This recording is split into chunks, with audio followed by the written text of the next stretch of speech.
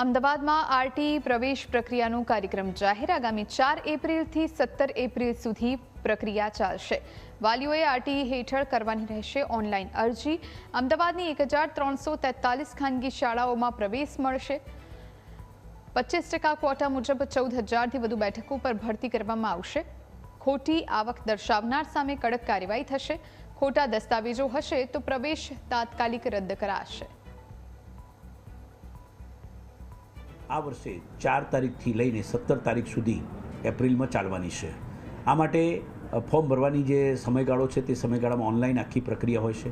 Online પદ્ધતિ પ્રમાણે જે છે 6 લાખથી ઓછી આવક ધરાવતા જે વાલીઓ છે અને ખાસ કરીને 13 પ્રકારની જે અગ્રતાક્રમ આપી છે તે પ્રકારે એમના જે ડોક્યુમેન્ટ્સ છે એ ડોક્યુમેન્ટ્સ દરેક પેરેન્ટ્સે જે છે એ એમાં અપલોડ કરવાના હોય છે અને તેના આધારે ઓનલાઈન માધ્યમથી આખી એક પ્રવેશ પ્રક્રિયા થતી હોય છે। અમદાવાદ શહેરમાં 1343 જેટલી સ્વનિર્ભર શાળાઓની અંદર 14,177 જેટલી આરટીઈની સીટ છે।